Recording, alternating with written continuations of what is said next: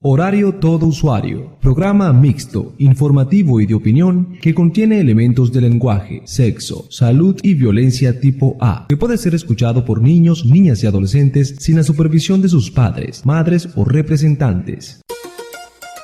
A partir de este momento comienza Educación al Debate. Educación al Debate.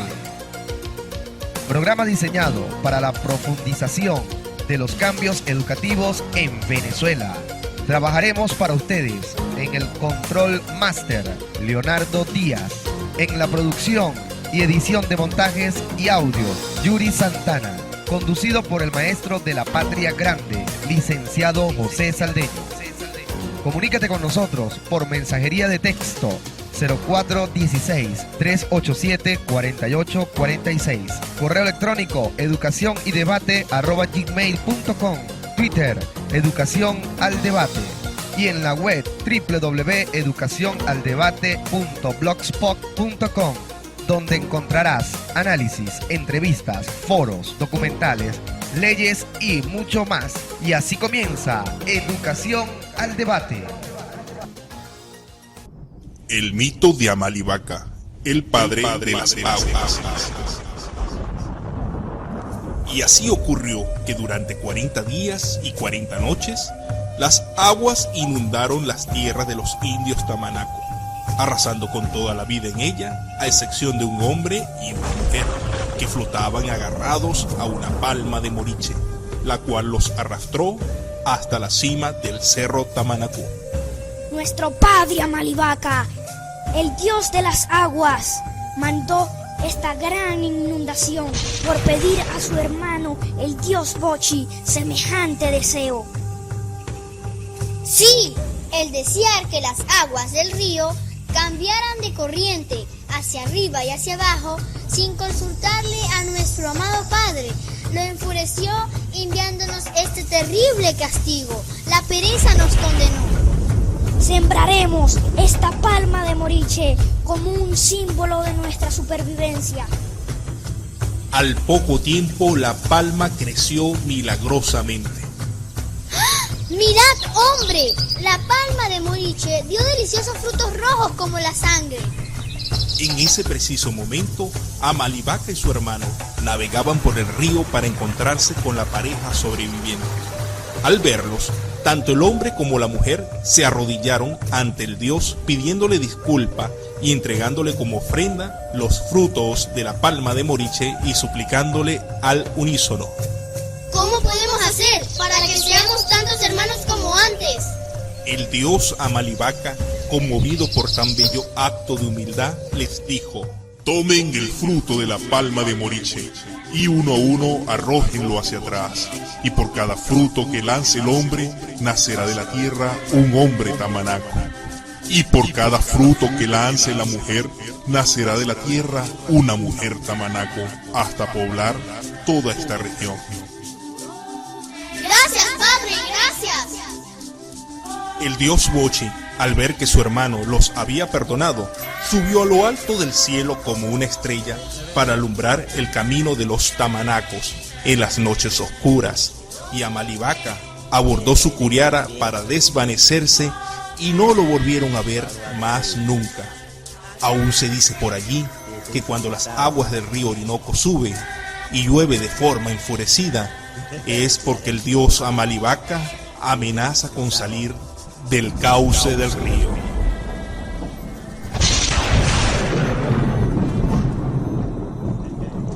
Saludos, apreciadas y apreciados maestros y maestras, educadores de la República Bolivariana de Venezuela. Bienvenidos a una nueva edición de su programa Educación al Debate, espacio para el análisis, la reflexión, la autocrítica y los aportes para una educación transformadora, inclusiva y de calidad, dirigido a los participantes de los programas nacionales de formación de la Micromisión Simón Rodríguez, al colectivo de formación docente Samuel Robinson y a los centros locales de formación e investigación del Magisterio Venezolano.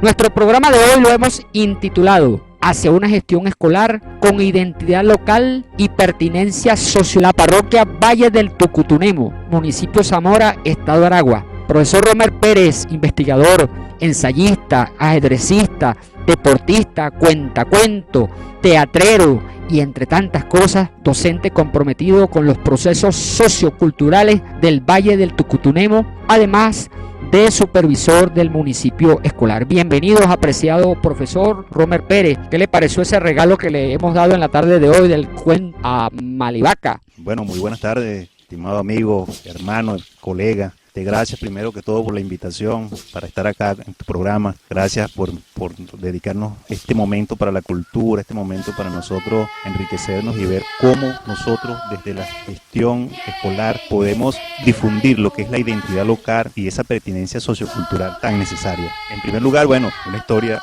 muy bonita. Se habla del mito de Amalivaca. Algunos hablan de Amalivaca. Sin embargo, eso nos pone a nosotros a reflexionar, ¿no? Reflexionar en torno a lo que realmente es nuestra cultura en torno a la fe. Cuando nos hablan muchas veces que llegaron los españoles acá en 1498, ¿qué nos trajeron? Nos trajeron la religión, ya nosotros teníamos la religión. Esto es una muestra precisamente de que aquí existía un sistema donde nuestros originarios, nuestras etnias ya tenían su propia religión. Y por lo demás, bueno, magnífico. Siempre me ha encantado este mito que marca lo que es la creencia de ese Dios de mis hermanos los tamanacos. Todavía no hay una respuesta satisfactoria, aceptada, firme a la pregunta de ¿qué es la América hispana? ¿Qué es la América latina? ¿Qué somos? Hay una vacilación sobre nuestra identidad que se podría reflejar y que incluso se refleja en el mismo hecho de que no tenemos un nombre. Se dice América hispana, América española, Hispanoamérica, América latina, Indoamérica. 1000 nombres para designar una misma cosa, lo cual significa que no hay una seguridad sobre la cosa que se nombra. Desde luego América es todo el continente, pero por un azar de la historia, los Estados Unidos, que tenían cada una de sus provincias nombres propios, cuando se crearon, adoptaron como nombre Estados Unidos de América. Y eso ha traído la confusión de que para mucha parte del mundo, americanos son los ciudadanos de los Estados Unidos. Y el resto es esa cosa vaga que se llama Indoamérica, Hispanoamérica, Latinoamérica. Todos nombres insatisfactorios y que no corresponden exactamente a la cosa que se quiere designar. Educación al debate. Educación al debate. Así es, apreciados amigos, en el tema de hoy vamos a tratar la identidad local con pertinencia sociocultural y precisamente por eso quisimos traer a esta mesa de construcción y de debate el pensamiento de un venezolano, quien fue el doctor Arturo Lepietri, que nos hablaba de lo que nosotros somos, nuestra identidad, de dónde venimos y toda aquella cuestión que usted, profe Romer, nos estaba comentando, ¿no? De dónde nace esa identidad cultural como pueblo venezolano, cómo fue nuestro proceso de colonización y posteriormente nuestro proceso de emancipación y cuáles fueron pues las clases sociales que tuvieron en pugna y los procesos culturales que se mezclaron. Vamos a ir desarrollando el programa, profe, para ver todo este panorama que tenemos. Y la profesora Iraida Vargas nos da unos aportes muy interesantes sobre la identidad cultural y queremos pues, profe, que usted nos profundice acerca de los mismos. ¿Qué será la identidad cultural? Bueno, hay que tomar en consideración cómo se construye la identidad para poder calificar al proceso de su construcción. En este caso, la identidad se reproduce, la identidad existe, todo ser humano tiene una identidad personal. Y todo grupo social, en este caso la sociedad venezolana, crea procesos de identificación con sus semejantes, con su medio ambiente, con sus paisajes, con sus tradiciones culturales, etcétera, y va conformando un tipo de identidad cultural que le es característica, puede ser a una región, una subregión, a una localidad, y obviamente está influido por los niveles de organización de la sociedad, el tipo de estructura social en que se da. Educación al debate. Educación al debate.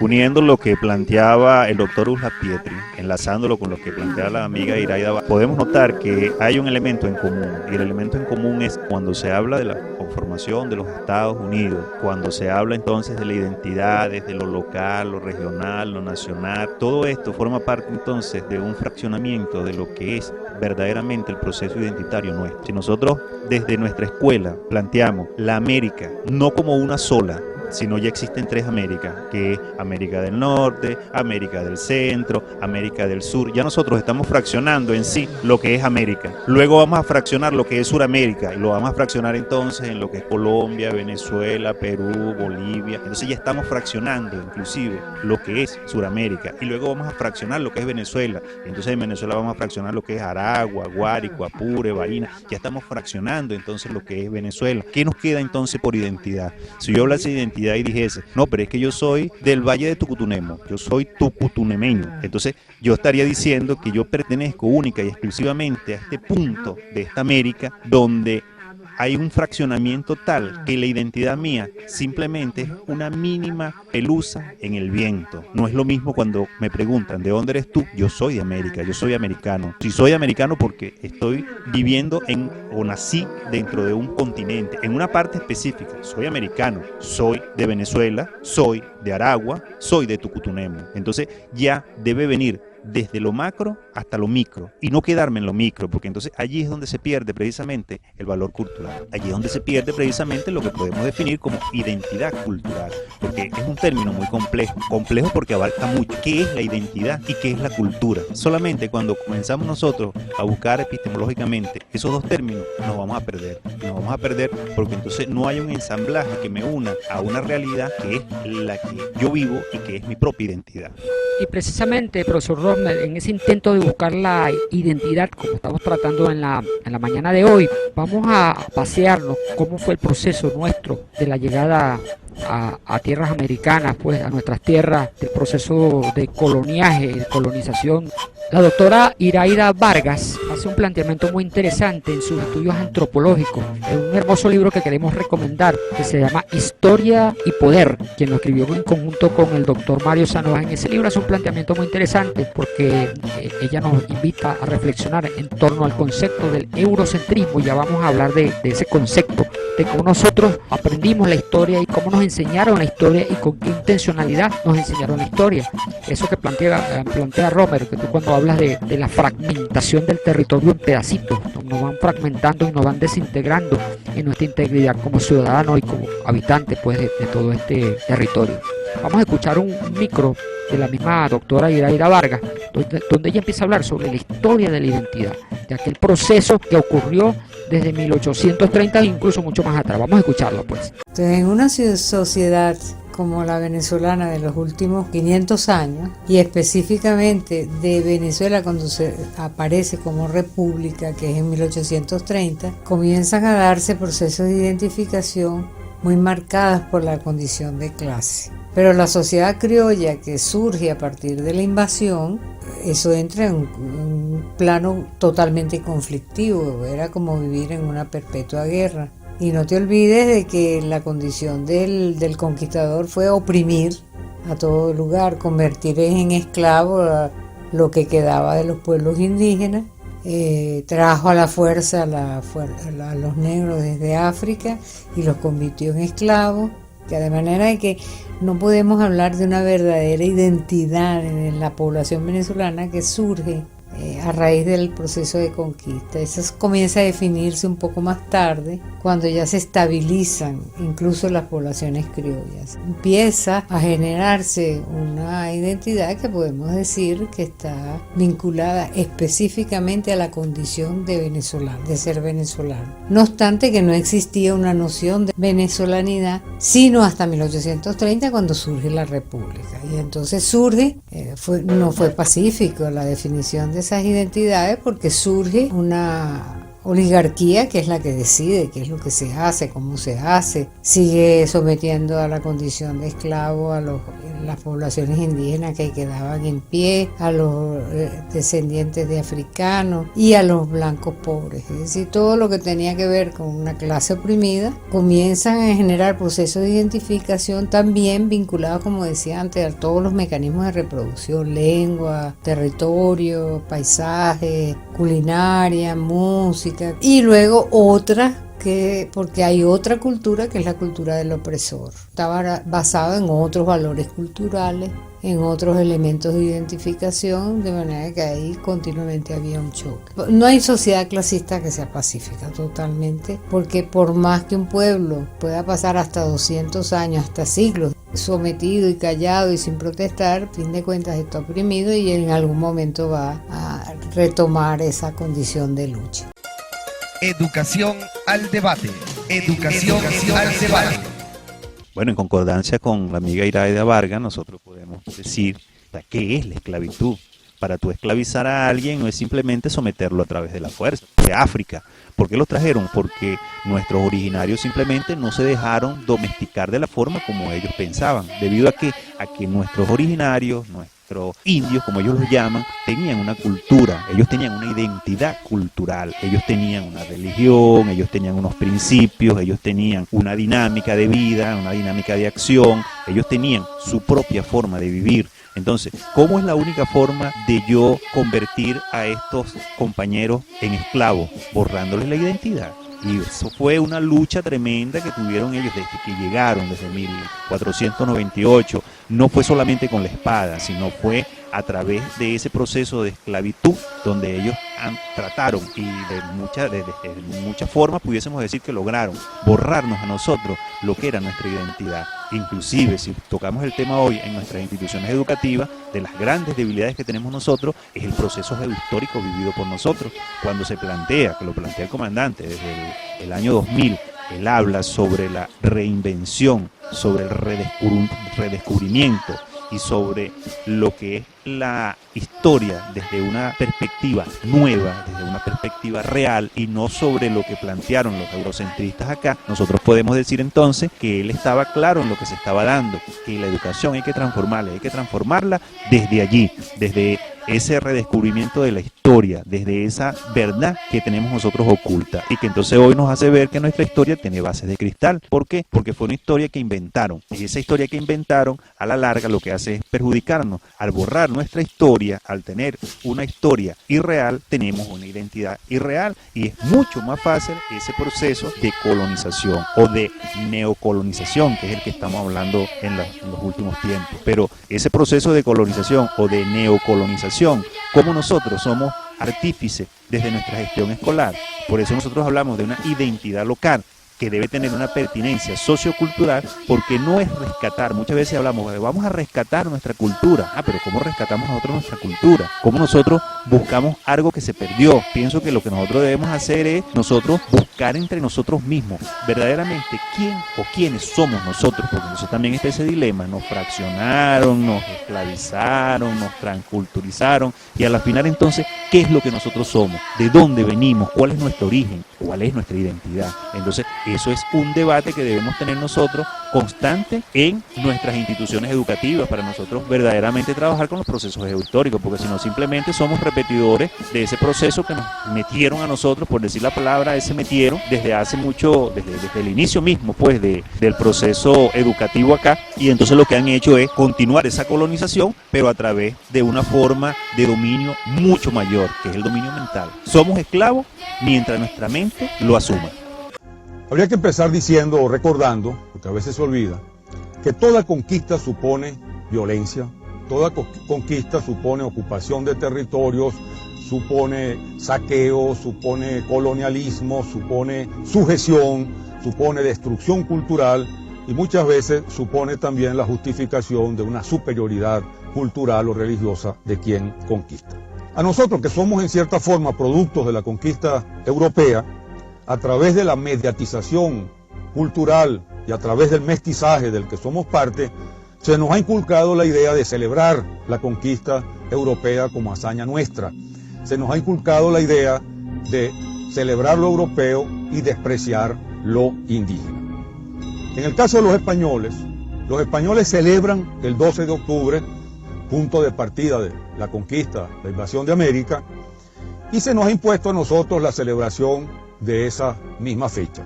En realidad los españoles celebran su conquista, la conquista buena, la conquista que ellos hicieron. Pero se les olvida muchas veces que España estuvo sometida durante 7 siglos al dominio árabe. España fue conquistada por los árabes y estuvo varios siglos bajo el dominio árabe. Entonces niegan por completo todos los aportes, incluso los aportes culturales de la conquista árabe, mientras celebran los éxitos suyos, los logros suyos que van desde haber traído aquí la gripe, el sarampión y la viruela, hasta haber traído la lengua española y haber traído el cristianismo. Además, haber traído el cristianismo como religión significó haber masacrado y destrozado cultura, y haber traído la religión, la lengua española, tenía escaso mérito en unos conquistadores que acaso lo único que sabían hablar era ese idioma, y de paso no lo hablaba muy bien, por cierto. Educación al debate. Educación al debate.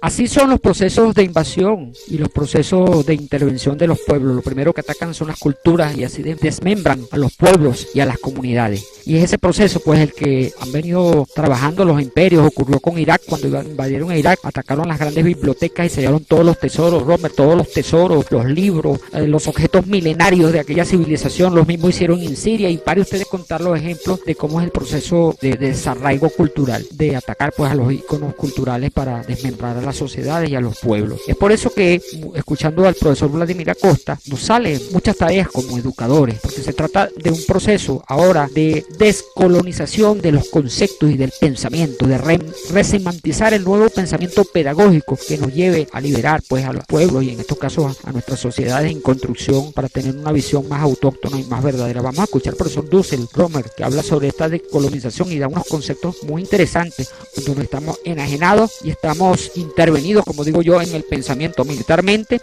en nuestros conceptos y en nuestra definición de lo que son. Escuchemos pues. Descolonizar epistemológicamente, científicamente, tecnológicamente, culturalmente, es una revolución cultural. Habría que hacerla. Eso sería el objetivo. Miren, tanto que cacarean con la reforma educativa.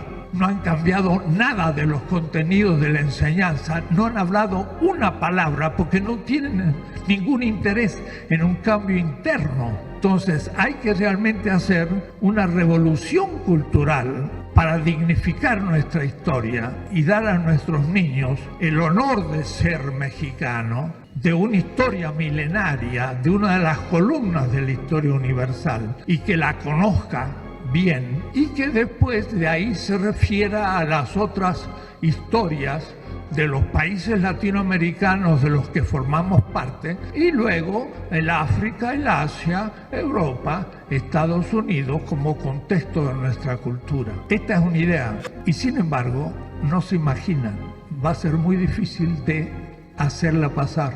¿Por qué?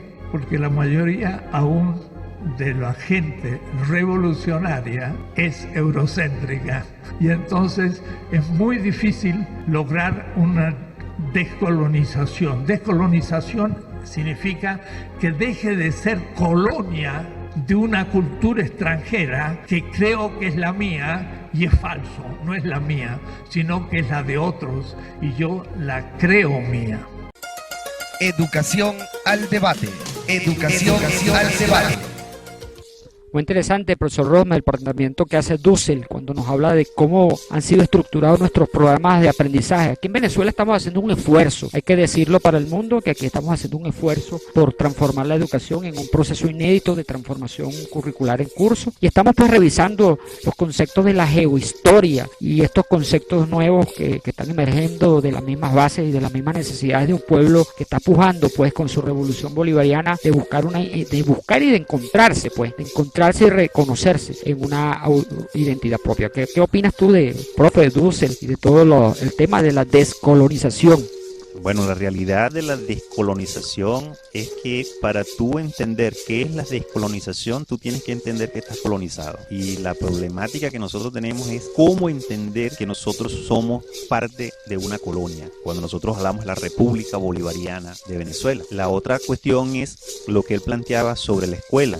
Una gran realidad, cómo nosotros revisamos ese proceso de descolonización cuando los autores que nosotros citamos, los que hablan de nuestra historia, son precisamente quienes nos colonizaron, son los mismos europeos, son ellos mismos los que crearon la conquista y los que ahora nos hablan de proceso. Aquí, mire, es la realidad de nuestra educación, tiene que verse con ojos sin lentes, que los lentes que nosotros tenemos fue los lentes que ellos nos colocaron, y entonces estamos viendo con un cristal que no es el cristal real. Nosotros hablamos de proceso, y allí es donde hay el choque. Ahí hay el choque cuando nosotros hablamos entonces de una geopolítica mundial, cuando nosotros hablamos de una geohistoria, cuando nosotros hablamos de la historia desde otra visión, desde otra perspectiva. Fue tan fuerte ese proceso de colonización, y por qué muchas veces nosotros discutimos sobre lo que es la parte de nuestra cultura, y esta cultura tiene que ver con nuestros originarios, que a nosotros nos atacaron. Yo recuerdo, estaba pequeño, de canciones como la canción del cacique Guaycaipuro, que decía que el cacique Guaycaipuro, puro, le echó palo a su mujer,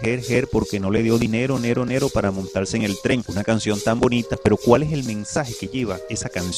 La canción de Guaycaipuro es un mensaje que va dirigido al odio hacia nuestro originario, el odio hacia una de nuestras raíces, el odio hacia una de las figuras que nos representa a nosotros desde el punto de vista originario como tal, el cacique Guaycaipuro.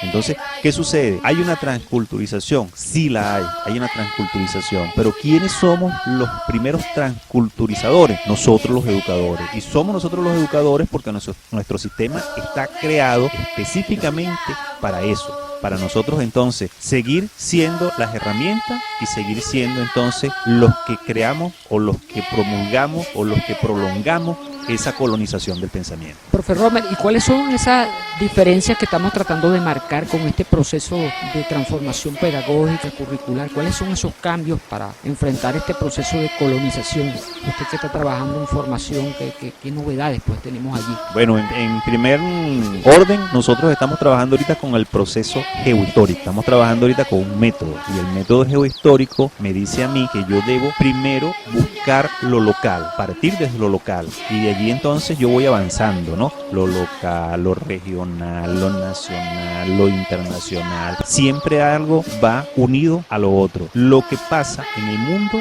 me afecta a mí aquí en el Tucutunemo. Entonces yo debo trabajar desde aquí, porque desde aquí es que yo voy creando esa cultura. Cuando yo voy buscando, no voy creando, sino que voy tratando de transformar, pues, de transformar hacia allá, hacia una cultura libre, hacia una cultura donde realmente lo que se habla, lo que se aprenda, lo que se transforme, lo que se discuta sea algo que me involucre. Siempre hablamos del proceso histórico, y el proceso histórico nuestro es un proceso histórico monumentalista. Aquí todo se basa en el proceso independentista en la figura de Simón Bolívar. Nosotros no podemos seguir viendo la historia desde esa visión. Existe el hombre, existe la idea y existe ese señor que transformó, pero nosotros no podemos estudiar la independencia de Venezuela desde la vida de Bolívar. Nosotros tenemos que estudiar la vida de Bolívar desde ese proceso independentista de Venezuela. ¿Qué te parece si escuchamos a la doctora Ligia Berbesi? Hace unas reflexiones, profesor Romer, muy pertinentes, muy entrelazada a eso de la enseñanza de la historia. Vamos a escucharla y seguimos debatiendo aquí en nuestro programa.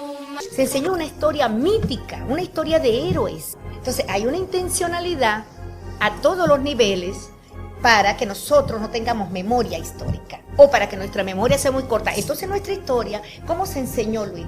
Esa historia mítica. Se enseñó una historia mítica, una historia de héroes, una historia de fechas, de hazañas, de batallas, de guerras y de muertos en esas batallas. Eso fue lo que ¿a quién le puede gustar esa historia? Una historia que se hizo inalcanzable para todos. Cuando nos hablaron de los héroes de la patria, los dedos de una mano no faltaban para contar los héroes. Porque la historia se redujo a 3 o a 4 héroes de la patria. Entonces, el común de la gente de a pie, nunca va a ser, ellos no se consideran hacedores de historia. Porque la historia es para 4 o 5 héroes, inalcanzables para nosotros. Por eso llegamos a idealizar a Bolívar, lo colocamos en un pedestal tan alto que no había otros héroes para nosotros, pero no podíamos jamás ser como él. Era imposible cómo llegar, cómo emular, pues, medianamente lo que él había hecho. ¿Cómo hacerlo? Imposible. Nosotros no somos constructores de historia. Entonces la historia se construyó sobre un 90% de la población excluida, invisibilizada de esos procesos históricos. O sea, hay una intencionalidad desde el punto de vista histórico, historiográfico, apoyada por el Estado venezolano. Educación al debate. Educación al debate. Y en ese esfuerzo que trata la doctora Ligia, nos invisibilizan a los procesos del pensamiento crítico y nos inculcan los estereotipos y las imágenes a seguir, sacando de contexto al aprendizaje de nuestros niños, niñas y adolescentes. ¿Qué opinión te da, profesor Romer, las reflexiones de Ligia Berbesi, además de los procesos de la enseñanza de la historia en Venezuela? Claro, hermano, pero es que tienes que tomar en consideración que esto tampoco es gratis. Es decir, esto es un proceso bien planificado, bien estructurado para enseñar nuestra historia desde esa visión, porque entonces es mucho más fácil el dominio que pueden tener sobre nosotros. Esta parte de tomar un héroe, hacerle un estereotipo, como lo menciona ella allí. Entonces, en estos días nada más estaba en Caracas y entramos al Panteón Nacional y un guía se encargó. Nosotros, por una de esas carambolas de la vida, entramos en un grupo donde venían estudiantes de otros países, entre ellos Perú, Bolivia, Argentina, y nosotros nos colamos allí como buen venezolano, pues, y estuvimos compartiendo con ellos y tuvimos la dicha entonces, en ese compartir, el guía nos orientó sobre nuestra historia, pero ¿qué planteaba la historia? Una de las cosas críticas era cuando hablaba del héroe José Félix Rivas, admirable todo lo que hizo, todas las hazañas que pudo haber realizado, y cómo entonces lo más resaltante fue cuando lo capturan los españoles y lo que hicieron con él, o sea, cómo lo agarraron, le cortaron, le amputaron los brazos, le cortaron la cabeza y la colocaron cada uno en un punto cardinal de la ciudad donde le hicieron lo que le hicieron. Pero entonces no se reflexiona en torno a cómo fue esa caída de José Félix Rivas, cómo fue cuando Bolívar llegó a Oriente y él simplemente en un acto de mezquindad, pudiésemos decirlo así, un acto de amor propio, pues simplemente él, bajo sus intereses, no reconoció la figura del libertador, y eso ocasionó entonces el rompimiento de las tropas, donde Bolívar se va con una tropa, se repliega y él simplemente se queda solo para enfrentar a la tropa que mandó el rey de España en marzo de 1815, lo que ocasionó entonces la derrota del libertador. Lo expulsan de nuevo a la Nueva Granada y lo toman como prisionero a él y le hacen lo que le hacen. ¿Esto por qué? Porque no interesa que nosotros revisemos nuestra historia desde una visión crítica, desde una perspectiva crítica, para nosotros ver que la historia está hecha con páginas de errores que nosotros no podemos volver a cometer, y esto lo estamos haciendo hoy día. Estamos fraccionados. ¿Qué hacemos? El pueblo se fracciona. Por un lado entonces está una tendencia política, por la otra está la otra tendencia política, y nos desgastamos discutiendo entre nosotros mismos cuando estamos viviendo una crisis sumamente fuerte, y al estar nosotros fraccionados, nosotros somos los perjudicados, pero no vemos solución, porque no tenemos la solución en nuestra mano. No hay un criterio de unidad. Nos fraccionaron inclusive hasta en esto. Nuestra historia tiene que servir para nosotros, amparados en ella, no volver a cometer los errores que cometieron nuestros héroes. Si nuestros héroes no hubiesen cometido tantos errores, nuestra independencia no hubiese sido desde 1810, como se menciona, hasta 1830, para quedar en una independencia chucuta. Y pensamos que esa independencia chucuta, profesor Romer, es una independencia derrotada en su ideología, derrotada en su cultura. Y es el micro que escuchábamos hace rato del doctor Dussel, cuando las revoluciones son derrotadas en sus ideologías, cuando son desmanteladas en sus conceptos, porque una revolución que no tiene una ideología, no tiene una dirección, fácilmente es vulnerable a todas las imposiciones de los grandes imperios. A propósito de eso, también vale la pena en este programa que hablemos un poco de quiénes son esos dominadores, quiénes son esos que imponen la colonización de qué y de quién. Y el doctor Calzadilla, Pedro Calzadilla, del Centro Nacional de la Historia, hace una reflexión sobre las clases dominantes dentro de la historia. Recordemos, y nosotros que hemos estudiado eso, profesor Romer, lo que fue, por ejemplo, las luchas de Zamora. ¿Quiénes fueron esos que se alzaron? ¿Y por qué se alzaron si habíamos logrado la independencia? Eso se lo escuché yo a usted en una conferencia que usted daba y me parecía muy interesante. Quiere decir que había un descontento, quiere decir que algunas cosas que se habían prometido no se habían conquistado y no se habían logrado, porque si no, hombres como Zamora no se hubieran alzado. Pero es que más recientemente posiblemente también ocurrieron otros hechos, porque pudiéramos incluso llegarnos hasta el Caracazo, el 27 de febrero, el 4 de febrero, y todos estos hechos históricos que nos van denotando unos cambios y unas contradicciones en el marco de los procesos que se quieren lograr de transformación, que no son tal cual. Lo cierto es que vamos a traer a este debate sabroso que tenemos en esta mañana de hoy al doctor Calzadilla, y después seguimos haciendo una reflexión. A través de los siglos, como sabemos, las clases dominantes han ejercido su dominación a través de una eficiente maquinaria ideológica y cultural. Esa maquinaria tiene un grupo de piezas que le son esenciales. Una de ellas es la manera en que es representado el pasado y la historia. En Venezuela, el proyecto histórico de la clase dominante que nace en 1830, lo que conocemos como la Cuarta República, estableció una representación de la historia que legitimó un orden excluyente, sexista, racista, clasista. Un pueblo excluido de su historia lo es también en su presente. En esa representación de ese relato histórico, al pueblo, a las mayorías humildes no se les reconoció la dimensión exacta de su protagonismo, de su figuración y participación. Chávez comprende que debe propiciar un reconocimiento del pueblo en su propia historia. Una poderosa operación descolonizadora abre las puertas para hacer surgir una lectura de nuestra historia que libera el presente. El proyecto de inclusión y justicia en marcha se hace bueno primero en la memoria colectiva, en la memoria recobrada. Late allí la fuerza de las luchas pretéritas en el presente como historia insurgente. Somos porque fuimos. Allí el comandante da la vuelta de tuerca. Con Chávez irrumpen los millones que estuvieron antes. Educación al debate. Educación al debate. Somos lo que fuimos, y de eso tenemos que sentirnos profundamente orgullosos de todos estos hombres que dieron la vida por la libertad de nuestros pueblos. Esto nos hace pensar que las emancipaciones comienzan en las ideas, en los conceptos, en la base cultural de los pueblos, entendiendo que la cultura no es solamente la historia. Claro, ha sido el tema del debate de la mañana de hoy, pero es parte pues de todo un andamiaje ideológico que nosotros los que estamos ganados a un proceso de transformación debemos empoderarnos de la capacidad de ser críticos y de abrir los compases para la historia nueva. No debemos olvidar que estamos haciendo un esfuerzo por mantener este debate en el marco del proceso de transformación de un documento que sacó el Ministerio de Educación hace ya un par de años. En ese documento hay una parte donde la doctora Yoama Paredes, nuestra maestra querida Yoama Paredes, hace unas reflexiones sobre estos conceptos que tienen que ver con la historia y con el amor a la patria y la identidad. Ella habla de la xenofobia, pero dejemos que sea ella que nos haga esas reflexiones, y luego Romer, para que sigamos en ese hilo conductor de reflexiones.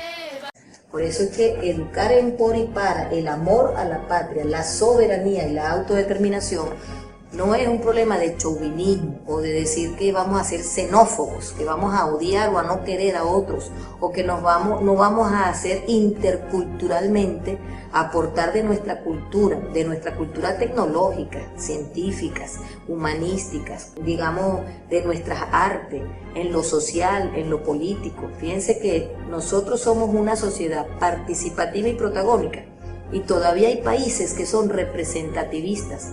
Entonces nosotros estamos aportando de nuestra cultura participativa y protagónica a otras naciones. Entonces otras naciones nos aportan de sus ciencias, de sus tecnologías, de sus culturas, y nosotros también aportamos a otras naciones las nuestras.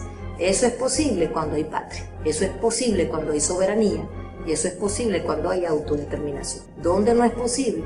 Donde hay pueblos que se sienten superiores para mirar hacia abajo a otros pueblos, y donde hay pueblos que han sido obligados a ser llamados inferiores y a mirar a otros como pueblos superiores. Ahí no hay posibilidad de interculturalidad, ahí no hay posibilidad de soberanía, y ahí no hay posibilidad de autodeterminación. Educación al debate. Educación al debate.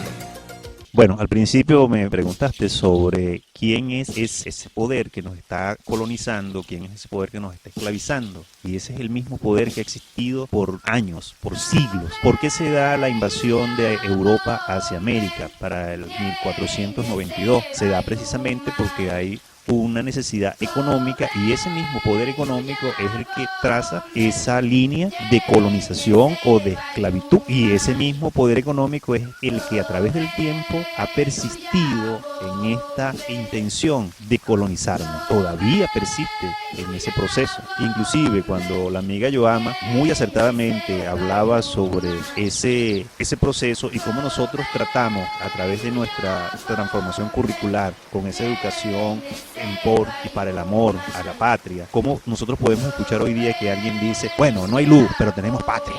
O sea, de una manera irónica, de una manera de burla, de una manera de asumir una tendencia política, y no entiende la realidad de ese proceso de identidad nacional y cómo podemos tener identidad nacional si no tenemos patria. La única forma de tener identidad es que uno sienta que la patria es de uno. Si uno no siente que la patria es de uno, no vamos a tener identidad. Y entonces allí es donde viene este muñequeo, que pudiéramos decir, con este sistema que hay que cambiarlo, porque no es el sistema que tenemos ahorita el sistema que verdaderamente necesitamos con una nueva propuesta política. Es decir, el sistema político debe ir, y con el sistema educativo debe existir ese matrimonio entre el sistema político y el sistema educativo, si no simplemente estamos fracasados. Y por eso Yoama decía lo que dice muy acertadamente. Ese es el esfuerzo y el reto que tenemos todos los educadores, maestros y maestras de la República Bolivariana de Venezuela, de construir la nueva, pudiéramos llamarlo, Robert, escuela insurgente, o escuela que recobra su memoria histórica, para saber que esa escuela representa lo que somos porque fuimos en nuestra historia. Ahora bien,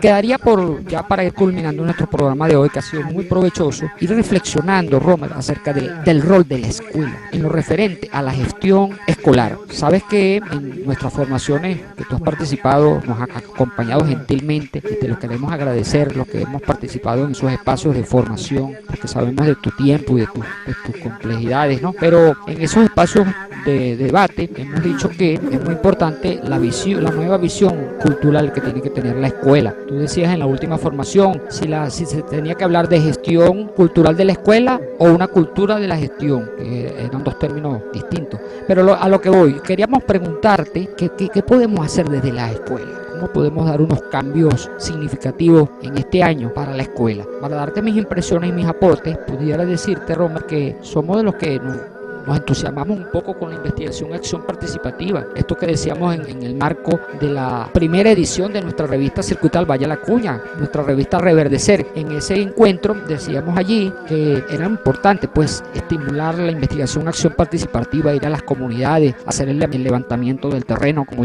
se conoce el término, y hablar con las personas, entrevistar a las personas de la comunidad que son nuestros referentes, además de todo ese extraordinario trabajo que ustedes han hecho en esa área de MTC sobre la cartografía, que pensamos que puede ser muy útil. Entonces, ¿qué otras cosas desde tu perspectiva podemos hacer para apostar a la escuela que queremos y a la escuela que necesitamos? Bueno, en primer lugar, nosotros debemos unir la teoría con la práctica. Si no unimos teoría y práctica, no va a haber una praxis significativa. Fíjense ustedes, ahí tenemos el caso de esa Unidad Educativa Nacional, maestro Ricardo Piña, que tenemos acá en el Valle de Tucurunemo. Como ellos, desde una forma sencilla, los chicos se fueron a la calle con un proceso de investigación, acción, participación, transformación. Ellos llegan a la comunidad, una comunidad donde habitan, donde su día a día, las calles que ellos recorren cada momento, pero entonces comienzan a verla desde una visión crítica, es decir, ¿qué tenemos? ¿Qué nos falta? Y de ese encuentro entre teoría y práctica nacen proyectos como el proyecto La Parada Ecológica, y así van saliendo proyectos nuevos que nacen desde una praxis sencilla. Tampoco se está pidiendo aquí que el docente venga a estimular al niño para que haga la gasolina y colocársela al cohete que va a llegar a la luna. No, lo que se está buscando es que el niño tenga esa pertinencia sociocultural. ¿Y cómo obtiene una pertinencia sociocultural cuando nosotros, desde el punto de vista de la historia, comenzamos a hablarle sobre la Revolución Francesa, sobre aquel fenómeno que se llevó a cabo en un país que nosotros no es familiar para nosotros? Cuando nosotros no conocemos la historia local de los Bagres, la historia local de Lonoto, la historia local del Espinal, la historia local de los Chorros, la historia local del Cortijo, la historia local de la Lagunita, la historia local de esta comunidad donde nosotros estamos. Por eso nosotros debemos comenzar desde allí. cada institución educativa debe comenzar a trabajar el proceso geohistórico desde el espacio donde está ubicada, que es el espacio al que le pertenece. Desde allí entonces comienza ese proceso donde el niño se va involucrando con los procesos y allí entonces vamos a tener una verdadera pertinencia sociocultural. Eso nos va a llevar a una identidad local, acompañada ¿desde dónde? Desde nuestra institución educativa. Suscribimos y nos encontramos con esos planteamientos tan importantes, profesor Romer, que hace usted en la mañana de hoy, y pudiéramos agregar algunos detalles allí. También nosotros creemos que la gestión sociocultural de la escuela debe ser parte pues del proyecto integral, lo que se conoce como el PIC. Debe ser un esfuerzo compartido que no debe ser dejado en manos ni por un docente de cultura o un docente del MTC, sino que la cultura debe impregnar toda la escuela y debe ser un proyecto que se articule con toda la comunidad, como usted bien lo ha planteado. Entonces, en ese marco, esas serían algunas de las tareas que nosotros nos proponemos hacer este año desde todos los espacios de participación y de organización para ir haciendo lo que usted ha dicho, que es muy valioso, irse sistematizando todo nuestro acervo histórico y sobre todo realzando, así como lo hacemos con la sistematización, hacerlo con los referentes de nuestras comunidades, los lugares, las plantas, todo lo que refiere a lo que somos, a nuestra cultura.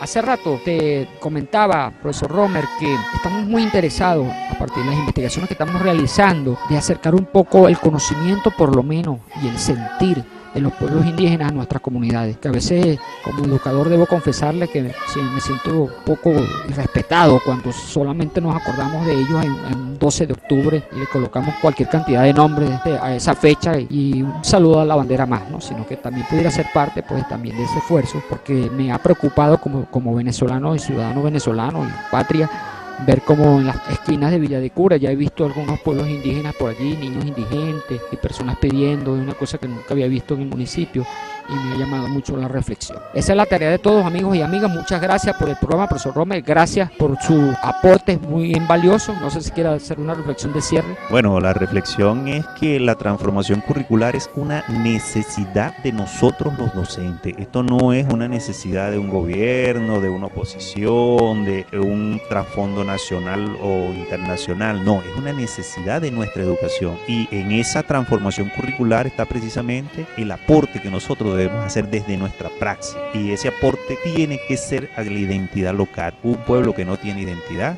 es un pueblo fácilmente dado al proceso de esclavitud. Muchas gracias, profesor Romer. Vamos a cerrar en nuestro programa de hoy agradeciendo a todas las personas que nos han enviado sus correos y sus mensajes de textos a nuestro programa radial, a la www.educacionaldebate.blogspot.com, a los centros locales de formación de todo el país, quienes nos han inscrito, nos han mandado sus impresiones y críticas muy positivas. Gracias por todo. Estamos trabajando pues para hacer el proceso de formación más adecuado a los tiempos que nos toca por vivir. Además de este hermoso fondo musical que le dejamos como regalo de nuestra hermosa canción Venezuela, interpretada en esta oportunidad en lengua Pemón Camaracoto, le vamos a dejar como obsequio las palabras del comandante presidente Hugo Chávez referidas a la identidad cultural. Muchas gracias a todos y a todos y hasta una próxima oportunidad. Y luego con mi otra hija, me regaló por cierto este libro, La María, La cultura en las crisis. Y estuve leyendo porque precisamente aquí se aborda el tema que tiene que ver con eso, esa expresión que tú lanzaste, Farruco, de gente que tendrá que a lo mejor desenchufar un poco su cultura mayamera.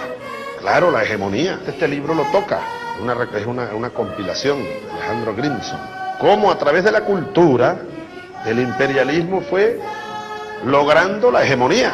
Y cómo solo a través de la cultura, de nuestra propia cultura, podremos lanzar los movimientos contrahegemónicos, tomando un poco a Antonio Gramsci y el bloque histórico. Pero todas esas ideas, aquí estamos en tiempos de sacar ideas, de abrir baúles, ideas, pensadores, filosofía, cultura, porque esas son las luces, como un pueblo que sin ideas, un proceso sin ideas, sin cultura, sin un proyecto, una filosofía, sería como que aquí se apagaran las luces. Quedaríamos todos en la oscuridad, cada quien buscaría a ver cómo sube las escaleras, por dónde está la salida. Perdemos el rumbo. Programa diseñado para la profundización de los cambios educativos en Venezuela. En el Control Master, Leonardo Díaz. En la producción y edición de montajes y audio, Yuri Santana. Conducido por el maestro de la Patria Grande, licenciado José Saldeño. Comunícate con nosotros por mensajería de texto 0416-387-4846. Correo electrónico educacionyDebate@gmail.com. Twitter, Educación al Debate. Y en la web www.educacionaldebate.blogspot.com, donde encontrarás análisis, entrevistas, foros, documentales, leyes y mucho más.